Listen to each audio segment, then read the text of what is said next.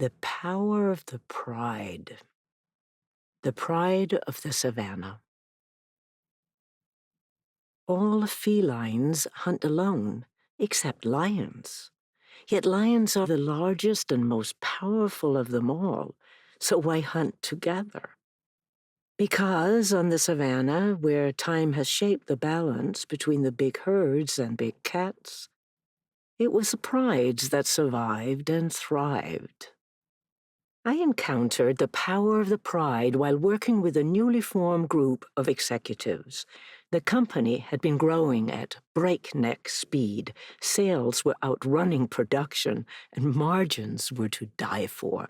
A private equity firm had acquired a majority stake, bought up the independent distributors from across the world, and was preparing to go public. Each leader was entrepreneurial and fiercely independent, having built their own operations and territories. Now, the spreadsheet guys were moving in, and thus a clash of cultures. The new CEO had just a year to build the team at the top. 4 off-site sessions were designed, and the safari in South Africa became the seminal event. The jeeps rolled out at dawn and at dusk, a magical time in the bush, a time for thoughtful conversations. The giraffes looked at us curiously, and the leopards ignored us, and when a lion brushed by the open jeep, we barely breathed. We were in his territory. The tracker, Winnie Mantabula, and the ranger, Ian Thomas, were a legendary team, known to have tracked and come to understand the dangerous lion, Big Black, thus saving his life. Ian even dedicated his book to Big Black, the most awesome lion I have ever encountered. In The Power of the Pride, How Lessons from a Pride of Lions Can Teach You to Create Powerful Business Teams, Ian shares his love for the matriarchal hunting prides, in which trust is earned through competency. The big-shouldered lionesses lead the hunt, and the cubs learn from their mothers. They play at hunting, stalking, pouncing, wrestling, and testing their strength. They absorb the discipline by watching, the silent coordination, restraint, and explosive speed. They embody the lessons by doing. Ian narrated a series of photos showing the big cats drinking at a watering hole in the dark. In the first, a young lion lifted his ears. Was it an impala's alarm call? Instantly, all ears went up. They waited 5 seconds, then 5 more. When they heard the call again, the pride divided in 2 without a sound. 10 minutes later, they had dinner. Some prides specialize in larger game, like water buffalo. The most experienced lioness makes the charge, and the others attack a split second later. The risks are immense, so why not settle for warthogs? Because they saw their elders do it and thought they could too. Because they believed we're the kind of pride that hunts water buffalo.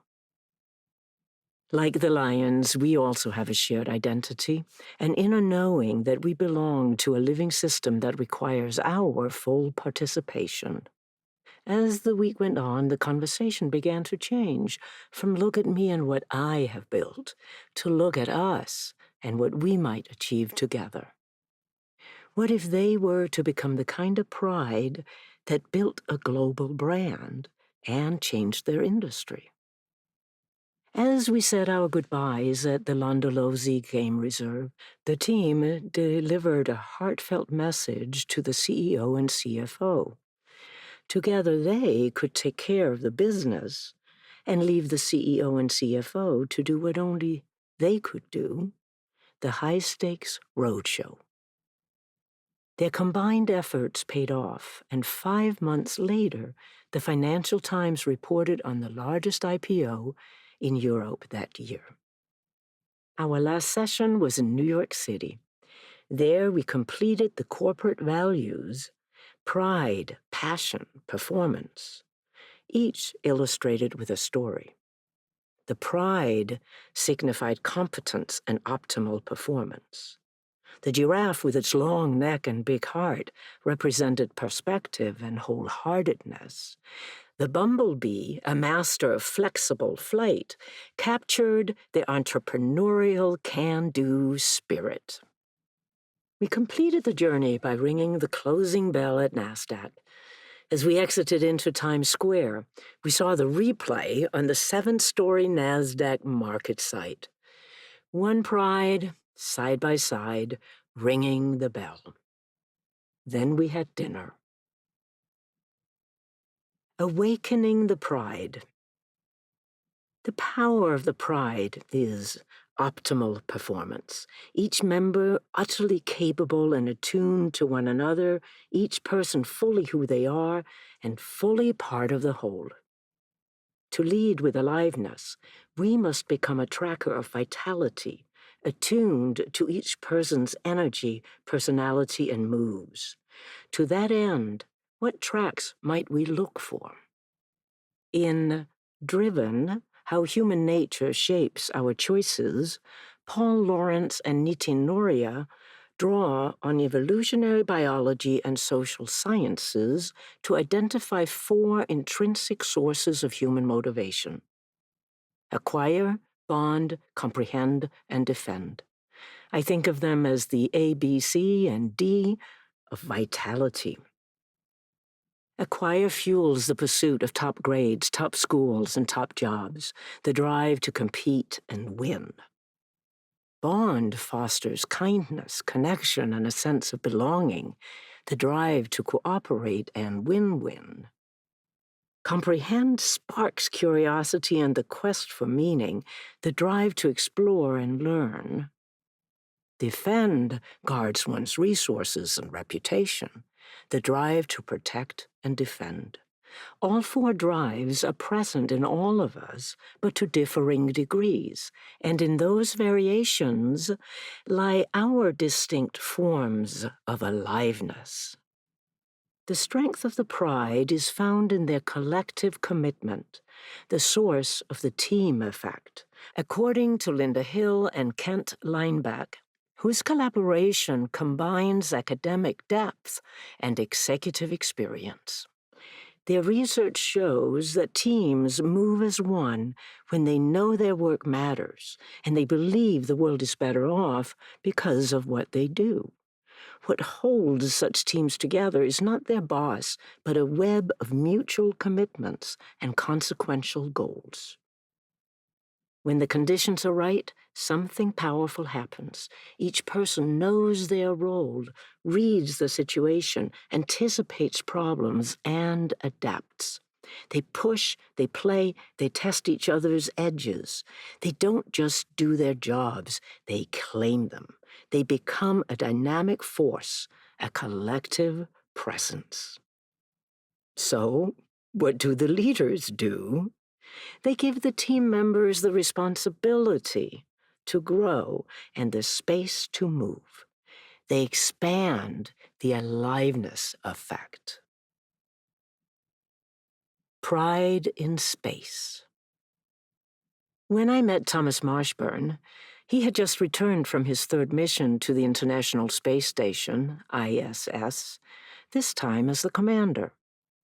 Before becoming an astronaut, he had been an emergency room physician and flight surgeon, and he clearly loved medicine. I wondered, how did NASA take top performers and turn them into a coherent force? A mission in space involves a group of about 100 people, with ground leading the mission and the crew in space.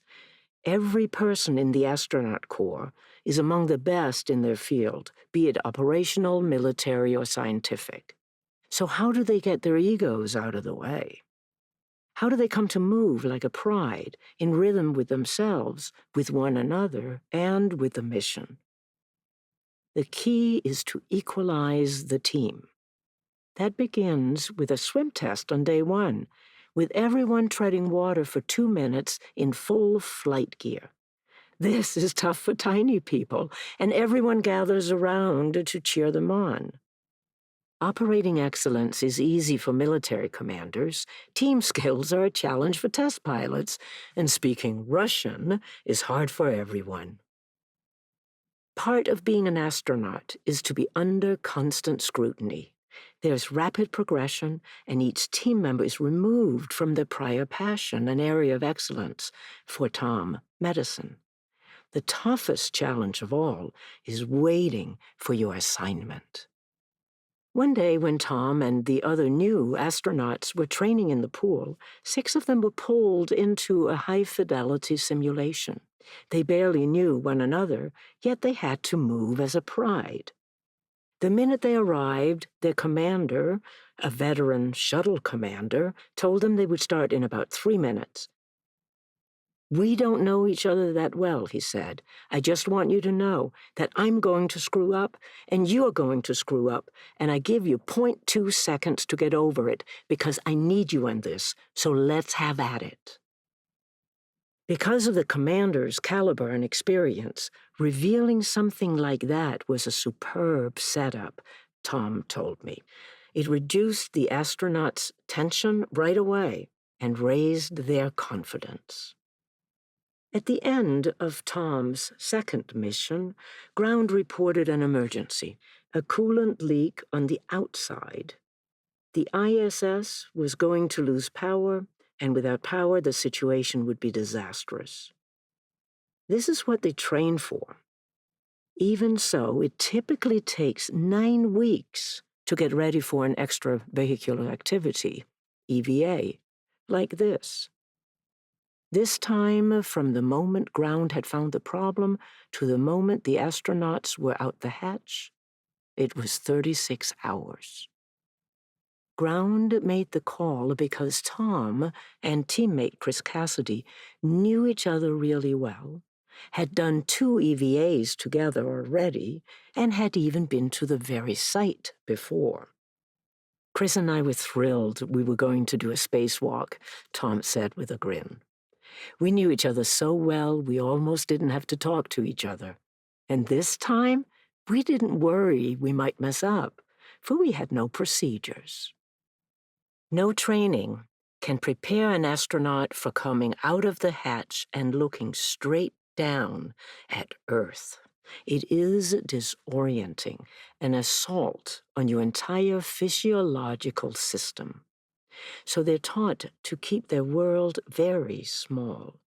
Release my hand. Get my safety hook. Click the handrail. Take deep breaths. Go slow. Within 10 minutes, the physiological response evens out and the training takes over. Chris and I knew how to take care of ourselves and take care of each other, but we didn't know much more than that, Tom noted. We literally went out the hatch and then waited for someone to call up the next step. As in the sim, ground was in control, with the crew executing in space, and the repairs were made. This was a pride in action. No fanfare, no flex, ultra. In the arena. Lions are born into a pride, and as hunter-gatherers, so were we. I belong to the ocean and the land of my ancestors, who arrived at the top of the Danish peninsula during the Stone Age. The ocean was rough, the soil was sandy, and we were shaped by this place. We moved with the rhythms of the day, the seasons of the year, and the cycles of life. Today, we may be part of many prides, call them teams, crews, or squads, and let it be clear, being among the fans in the stands is not the same as being in the arena, a place of optimal performance, a place where you must be your best, not just professionally, but fundamentally. What earns us a place on the team? Our capacity and competencies, our ability to handle pressure and respond skillfully. As leaders, What keeps us there is our capacity to grow and to grow the next generation of leaders. The strength of the pride lives in the depth of our connections, and healthy connections hold a positive charge that endures across time.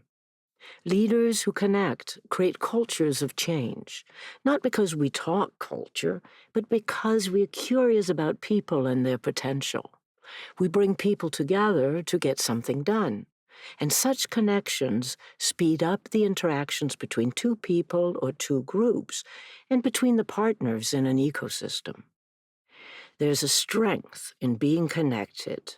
When our back is against the wall, we know someone to call, or know someone who knows someone, and that gives us confidence. We may not know what to do, but we know that together we will find a way. Being present to the life force in ourselves and seeing it in others is elemental, the source of leading with aliveness.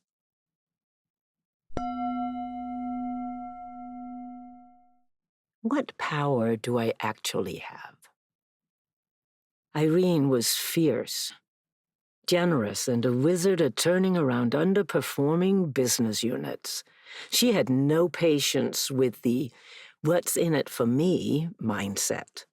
In her words, if you can't put the organization's interest ahead of your own comfort and change your behaviors, then you have no business being here. When doing a turnaround, she made the tough calls within 6 months. Her aim was a team that would work together and build those eyeball-to-eyeball, prick-your-fingers-and-share-blood relationships. Here's how she answered the question. We have the power to envision an inspiring future and agree on what we believe in. Know the right people, find the right people, and invite them to join. Be humble, truly listen, and not think our ideas are the best. Execute with absolute precision and adapt. The problem is, we're told to look out for ourselves, to build our own brand, to take responsibility for our career. Yet to build a track record, we must also build a real team. When leading with aliveness, we do both.